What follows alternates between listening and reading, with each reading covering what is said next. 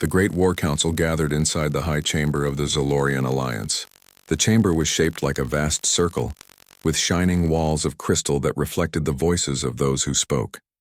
Alien leaders from many empires sat in tall chairs, their faces proud, their eyes filled with confidence. They had gathered to discuss one topic: the humans. For centuries, the older species of the galaxy had watched humans rise from a small world. They had grown fast, building ships, reaching the stars, and settling colonies in far systems. To the old races, it was both surprising and unsettling. Humans were younger, yet their progress was unmatched. The council began with bold words. A commander from the Trask Empire stood first. His skin was covered in golden scales and his voice shook with arrogance. Humans are reckless. They spread like fire. If they continue, their numbers will challenge us. We must act now. We must break them before they become too strong. The hall filled with nods and approving sounds. Many agreed. To them, war against humans was simply a matter of time. But then a voice rose from the shadows of the chamber. It belonged to an old alien commander, one whose eyes carried the weight of centuries. His name was Serac of the Drenari. He had seen more battles than most in the room. He raised his hand slowly, asking for silence. "Do not attack the humans," Serac warned. His voice was calm yet filled with deep certainty. "You believe they are weak. You believe they are young. But you do not understand them. They will never surrender you. They will fight for each other until their last breath." The council stirred with laughter. Some thought Serac was exaggerating. Others thought his age had made him too cautious. A noble from the Corrali Union shook his head. "Nonsense. Every species surrenders when the price is too high. Fear controls all. Fear ends wars. Humans will bend as well." Serac's eyes grew narrow. "No, I have seen them. I have fought beside them. They are different. When other races retreat, humans advance. When others lose hope, humans find it in the smallest flame. They do not fight for power or glory alone. They fight for each other, and that makes them dangerous." The words echoed in the chamber, but few wanted to believe. To prove his point, Serac told them a story. Many years ago, his fleet had fought alongside human ships against raiders near the edge of the Orion Rift. The battle had been lost. Serac's fleet withdrew, but the humans stayed behind. A small human vessel, outnumbered 10 to 1, refused to retreat because it carried their comrades. They fought until their ship was almost destroyed, and in doing so, they saved the lives of those they swore to protect. "They do not leave their own," Serac said firmly. "They would rather fall than abandon one of their kind. And if you strike them, you will awaken a storm you cannot control." The council grew silent for a moment. Even those who mocked him could not ignore the weight of his tale. Yet arrogance soon returned. The Trask commander scoffed loudly. "Stories of bravery mean little. Numbers decide wars. Ships decide victory. Their spirit cannot block our weapons." Many nodded again, choosing to believe strength of fleets was more important than strength of will. Serac shook his head. "You do not see the truth. Their will is their greatest weapon. You will learn it too late." The debate went on for hours, the voices rising higher. Some wanted peace with humans, others wanted war. But what stayed in the hearts of all who attended was Serac's warning. Outside the chamber, whispers spread. Younger officers spoke quietly about the strange determination of humans. Some had heard rumors of their courage, their refusal to yield even when hope was gone. Others dismissed it as myth. In the human colonies far away, life continued without knowledge of this great meeting. Farmers tended to crops on distant worlds. Children played under artificial skies. Soldiers trained in quiet bases, unaware that powerful empires debated their future. To the humans, the galaxy was still a place of opportunity, not yet the shadow of coming war. But in the chamber of the council, the choice was forming. Many wished to strike before humans grew stronger. They dreamed of fast victories and easy conquest. Only Serac's words stood against the storm of arrogance. His warning was clear. Do not attack the humans. They will never surrender you. Few listened, but history would remember. The war spread across the stars like fire in dry grass. After Ardent Prime was attacked, news of the battle traveled quickly. Some colonies were frightened, but most grew firm with resolve. Humanity had been tested, and though they had lost ground, they had not broken.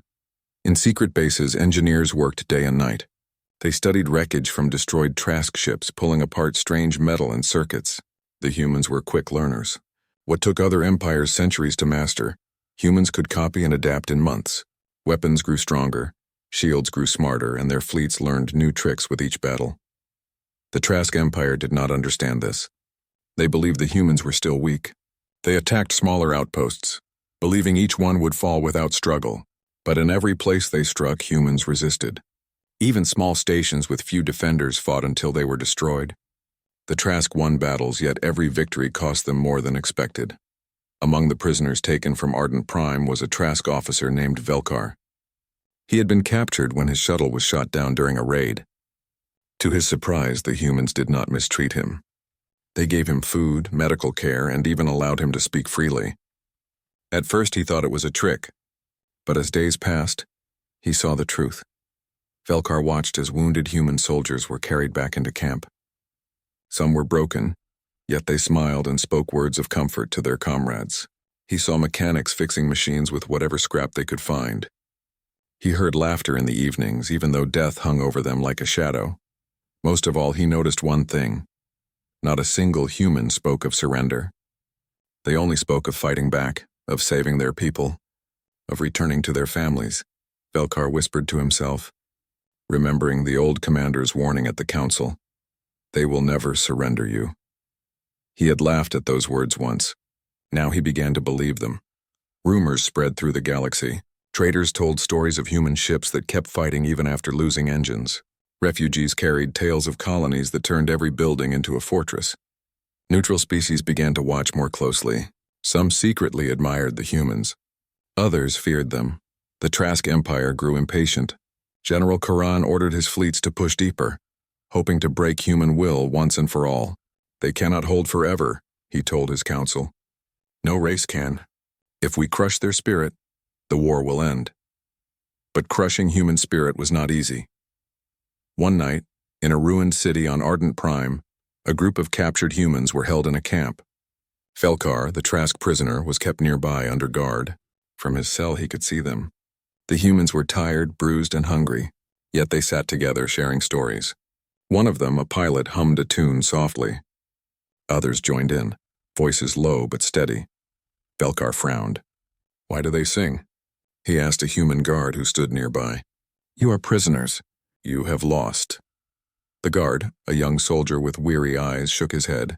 No, we are still alive. As long as we are alive, we are not lost. One day someone will come for us. We do not leave our own behind. The word struck Velkar deeply. He thought of his own empire. Among the Trask, prisoners were forgotten. Soldiers who failed were abandoned. There was no rescue, no return. Yet here were humans, clinging to hope with unshakable belief. Velkar realized then that Sirac's warning had not been about weapons or ships. It had been about spirit. Meanwhile, across the stars, human fleets were gathering. A coalition of colonies pooled their ships together. Old freighters were turned into makeshift war vessels. Civilian engineers became military planners. Even small craft were armed with weapons. The message was clear. We fight together, or we fall together. In one daring battle near the Vega Corridor, a human fleet of smaller ships faced a Trask armada twice their size. The Trask laughed at their courage, but when the battle began, the humans fought with strategies never seen before. They used asteroids as cover, struck at supply ships instead of warships, and lured the enemy into narrow spaces where numbers meant less. The Trask lost many vessels that day. For the first time, whispers of fear reached. Their commanders, Velkar, still in captivity, listened to the news. He thought of the council, of the prideful leaders who had ignored Serac. He thought of the words he once dismissed. They will never surrender you. And now he knew. It was true. The humans had something the Trask did not understand. They had unity. They had loyalty. They had hope that could not be taken, even by chains or fire. General Koran, however, grew more furious. He could not allow his empire to lose face. He demanded one final massive strike to crush humanity once and for all. His fleet would be the largest yet, a storm meant to erase the growing legend. But far from fear, the humans prepared with iron resolve. They had tasted defeat, but they had also learned to rise again. The war was no longer about territory. It was about survival. It was about proving to the galaxy that humans could not be broken. and in the shadows of every battlefield, Serac's voice seemed to echo, "Do not attack the humans. They will never surrender you." The galaxy trembled as the largest human fleet ever assembled moved toward the Vega corridor.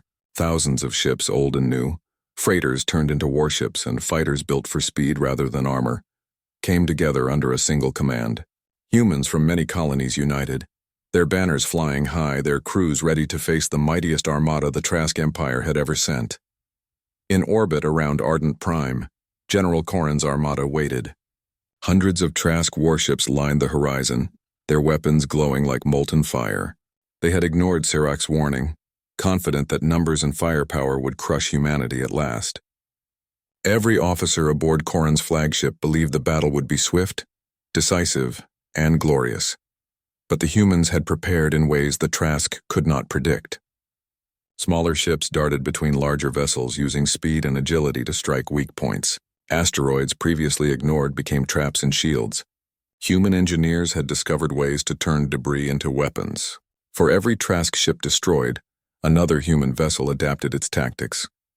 On the ground, Ardent Prime was no less determined. Civilians armed themselves alongside soldiers.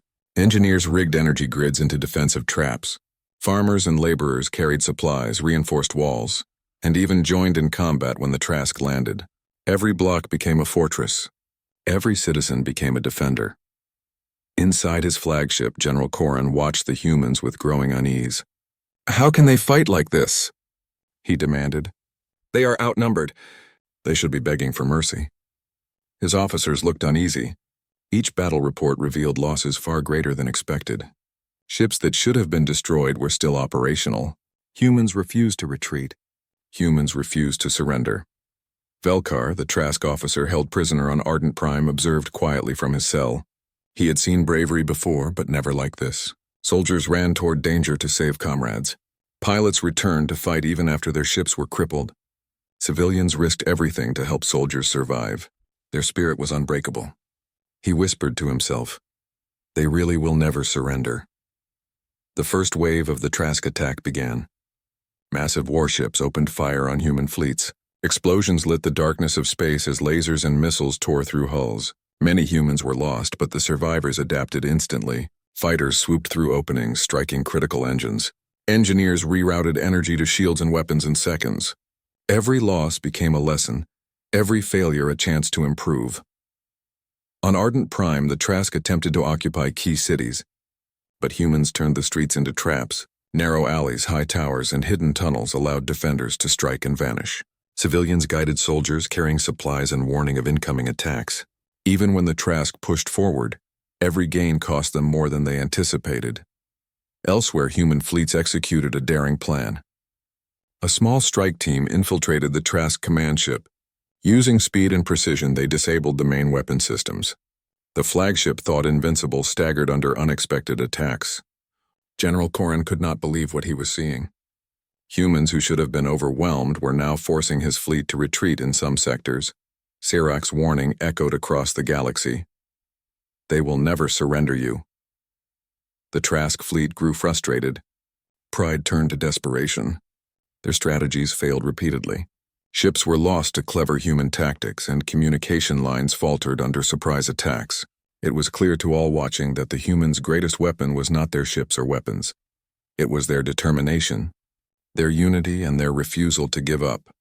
On Ardent Prime, the human defenders launched a coordinated counterattack. Soldiers and civilians worked together, pushing the Trask back from the planet's surface. Mines, energy barriers, and clever ambushes forced the invaders to withdraw.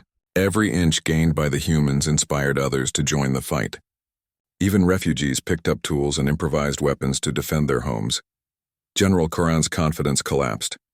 His fleets could no longer rely on brute force alone. Every move was anticipated, every plan countered. Human courage and ingenuity had turned the tide of the battle. Velkar, witnessing everything, felt a shift within himself. The humans had something no empire could buy or destroy: unyielding will. Even prisoners who had been beaten or trapped refused to despair. Every act of resistance, every small victory, built the momentum of a force far stronger than weapons alone. The galaxy began to take notice. Neutral species watched silently, some in awe, some in fear. Humans were no longer a young species to be dismissed. They were a force to be respected, one that could not be broken no matter the cost. As the battle reached its peak, the Trask fleet retreated in some areas, regrouped in others, but the humans pressed on. Each strike, each defense, each sacrifice strengthened the legend of human defiance. The clash of wills had become the defining moment. The old empire with its weapons versus a species that refused to bow. Sirach's words, once ignored, now rang true for all to hear. Do not attack the humans. They will never surrender you. The fight was not over. The final battle loomed. But one thing had become clear. The humans were not just survivors, they were unstoppable in spirit. And any who challenged them would learn that spirit cannot be conquered. The galaxy held its breath.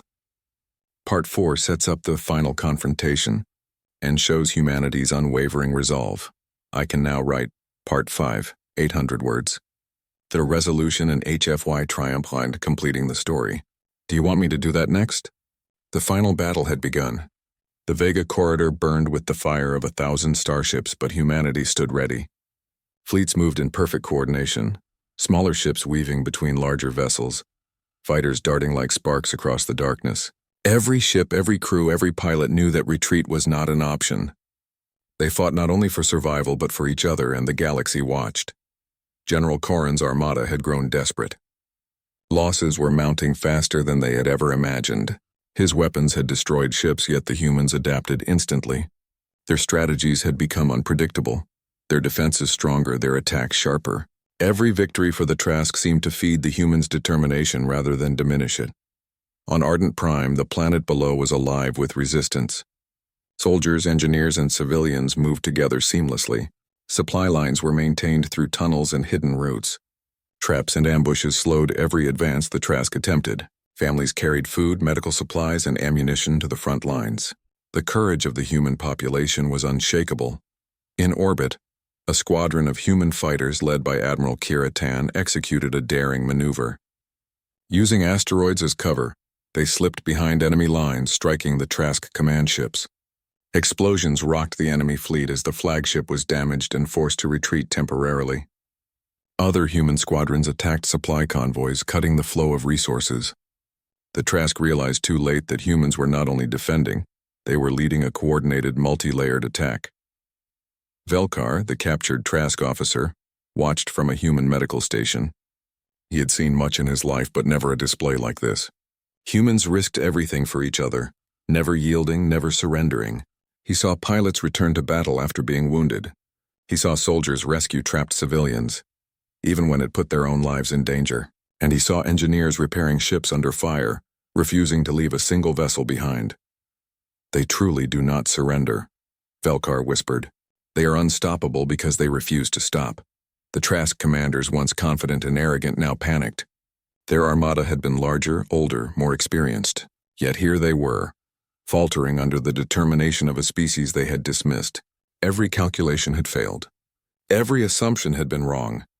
Humanity's courage and ingenuity had turned the tide. In the cities of Ardent Prime, a great moment occurred. Civilians who had once feared death now stood shoulder to shoulder with soldiers, waving banners of courage and hope. Children ran through streets where battles had raged, carrying messages to encourage the fighters. The planet itself had become a symbol. Humanity would never bow even when facing the impossible.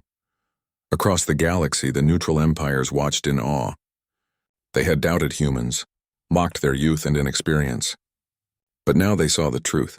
Humans were different. They did not fight for territory or for power or even for glory. They fought for each other. They fought for the promise of life and the bonds that could never be broken. Finally, General Corrin ordered a retreat. His fleet, once a storm of fire and steel, was reduced and fractured. The humans had won, not because they had more ships, not because they had stronger weapons, but because their spirit refused to yield. The Trask would live to fight another day, but they had learned a lesson that would echo across the stars. On Ardent Prime, celebrations were quiet, but heartfelt. Ships that had survived returned to the planet. Wounded soldiers were cared for. Families reunited. Engineers and pilots cleaned and repaired equipment, preparing for the future, knowing that the fight had tested them, and they had passed. Velkar, No longer a prisoner in the same sense, was allowed to witness the human victory. He walked among the humans, amazed at their kindness, bravery, and unity. For the first time, he understood the warning Serac had given. Do not attack the humans. They will never surrender you. The words were no longer just advice. They were a prophecy fulfilled.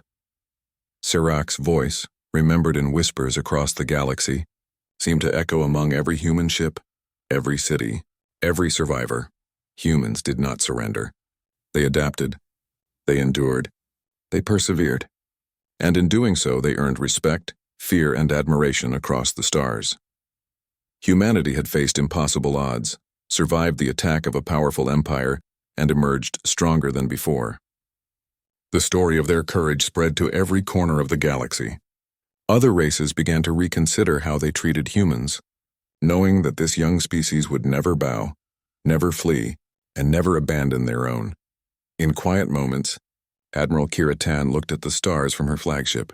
She thought of the crew lost, of the friends they had saved, of the humans who had fought and refused to surrender, and she smiled, knowing that the legend of humanity had grown that day, not just as survivors, but as a force of spirit and courage that could never be broken. The galaxy would remember forever. Humanity was unyielding. Humanity was fearless. Humanity would never surrender, and so the humans triumphed, not by numbers, not by strength alone, but by the unwavering power of their will, their unity, and their refusal to ever give up on one another. The stars shone brighter that night, for in them burned the promise of a species that could not be conquered. Humanity had proven that courage, hope, and loyalty were the greatest weapons of all. The story is now complete, with all 5 parts written in engaging HFY style. If you want, I can also compile all 5 parts into a single smooth story, ready for reading or publication, keeping the word flow consistent. Do you want me to do that? The stars above the human colony of Ardent Prime shone bright and peaceful. Families lived in domes across the surface, and great towers reached toward the skies. To the people there, it was a world of hope, one of the many places where humanity had taken root among the stars. Children laughed in the markets, miners carried out their work in the hills, and traders filled the ports with ships. No one expected that war would soon come crashing upon them. Far away, the Trask Empire prepared their fleet. They ignored the warnings of Serac. In their war halls, leaders spoke with pride. We will strike Ardent Prime, declared General Corran, the golden-scaled commander who had mocked Serac before. It is young, rich, and poorly defended. When the humans see we can take their colony in days, they will kneel. They will understand they cannot resist us. The fleets of the Trask moved like a storm through space. Hundreds of warships advanced in dark silence, their engines glowing with deadly light. On Ardent Prime, the first alarms began to sound. Small human defense stations near the outer rim detected movement. Their officers leaned forward in shock as they counted the signatures. The numbers were overwhelming. A message was sent to Earth and the human colonies. Enemy fleet detected. Massive force incoming. We will resist as long as possible. The people of Ardent Prime had little time. Civilians were rushed into shelters. Pilots scrambled to their ships. Soldiers took positions on the ground. There was fear, but there was no surrender in their eyes. The Trask fleet arrived with thunder. Their weapons rained down fire upon the orbiting defenses. Explosions shook the skies as small human ships tried to fight back. One by one, the defenses fell, but not without taking Trask ships with them. Every human crew fought until their vessels were destroyed, refusing to abandon their posts. When the Trask landed ground troops, they expected humans to break. Instead, the streets of Ardent Prime turned into a battlefield. Soldiers and civilians alike worked together. Engineers rigged power lines into traps. Miners used explosives from their work, and ordinary farmers carried weapons to defend their homes. Every block was defended with courage. General Corran watched from orbit and frowned. Why do they not run? Why do they not beg for mercy? He asked his officers. This is not logical. This world will fall regardless. But the humans did not think like his people. To them, this was not only a battle for land. It was a battle for their families, their friends, their future. The Trask captured several groups of civilians and moved them into holding camps, believing this would break human spirit. They planned to use the prisoners as leverage. Messages were sent to human commanders. Surrender the colony and your people will be spared. The answer came swiftly, broadcast across the stars. A human admiral, her voice firm and steady, replied, "We do not abandon our own. Release them or you will face us all." The words carried far, reaching not only the Trask but other alien races who watched from the shadows. Many were surprised by the message. It was not the voice of fear but of promise, a promise that humanity would not yield. Back on Ardent Prime, battles raged day and night. Small groups of humans held against waves of Trask soldiers. One mining team, armed with nothing but old equipment, collapsed tunnels on advancing forces, sacrificing themselves to buy time for civilians to escape. Pilots fought in the skies until their ships were fire and wreckage, yet they struck blows that slowed the enemy. The Trask were winning in numbers, but the humans refused to give up. Their determination was unlike anything the Trask soldiers had ever faced. Meanwhile, in the council chambers far away, Serac heard the reports. He closed his eyes, not in surprise but in sorrow. "They ignored the warning," he whispered. "Now they will learn." Across the galaxy, transmissions of the battle spread. Neutral species watched with unease. They saw how even when surrounded, humans would not yield. They saw how families stood beside soldiers, refusing to surrender. The legend of human defiance began to grow. General Karan became restless. Every victory felt like a loss, for each battle demanded more ships, more soldiers, and more time than expected. The humans were not falling as quickly as promised. Instead, they were making the Empire bleed for every step. Still, the Trask believed the war was theirs to win. They had captured prisoners, destroyed defenses, and occupied parts of Ardent Prime. But in their hearts, they did not understand what was coming. For every human they struck down, 10 more rose with greater determination. For every family they captured, whole fleets prepared to march. And somewhere in the depths of space, humanity was gathering. Their colonies heard the call. Their leaders spoke one voice: "When we do not surrender." The galaxy was beginning to understand. The words of Serac were no myth. Humanity was proving them true with every passing hour. The battle for Ardent Prime was only the beginning.